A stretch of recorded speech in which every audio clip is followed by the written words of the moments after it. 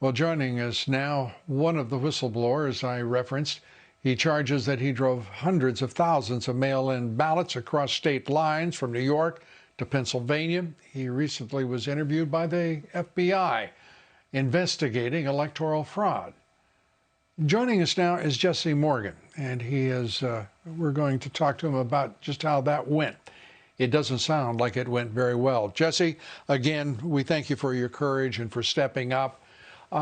Give us what your impressions are of the Federal Bureau of Investigation, the United States postal inspectors who also were there, and I guess a couple of agencies you couldn't even identify.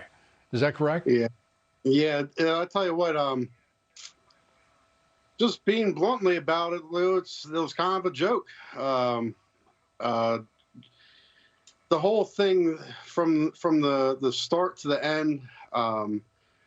I trying to tell my story, and especially the OIG guy, his special agent Sturge, that's what he calls himself, short. He kind of just really was reaming it to be like just going on me, and trying to like mix up my words, and then speedballing through to the next question. And I'm like, whoa. Asking questions that weren't irrelevant, or asking questions that I wouldn't even know. The very last question he asked was, how did I end up on TV? And I'm just like, are you serious?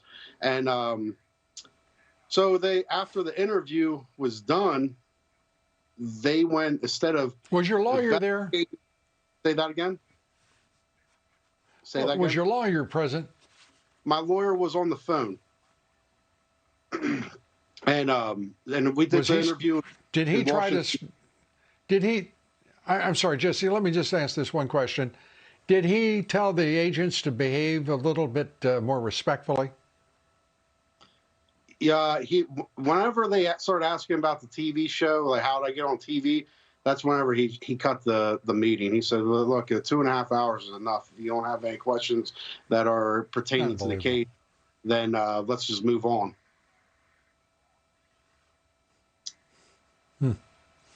Well, we're moving on at this point. Did that mean that the FBI also reached out to your family?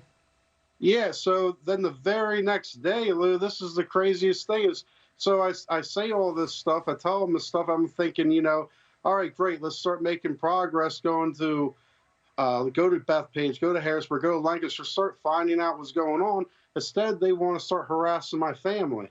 They want to try to figure out how I ended up on TV. I found out today that one of the things that they're asking is they think that someone from the Republican Party is paying me. That's what they're investigating, is someone's paying me from the Republican Party. No one has paid me. I have made zero money. Zero. I don't have nothing. I don't have nothing from this. Instead of investigating ballots, they want to investigate if someone from the Republican Party is paying me. And my thing is, what I have to say is, Agent Ford, if you're watching this, is who do you have? Whose pocket are you in? If you're not going to be investigating my thing, if you're going to be investigating this, whose pocket are you in?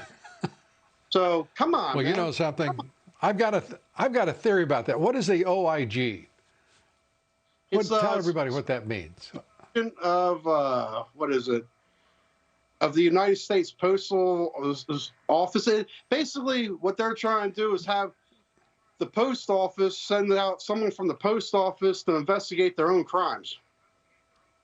Right. Sounds legit to me. The inspector. Well, I have to say, and your family, I imagine they're every bit as strong as you are, so they're not too traumatized by dealing with a fool like that.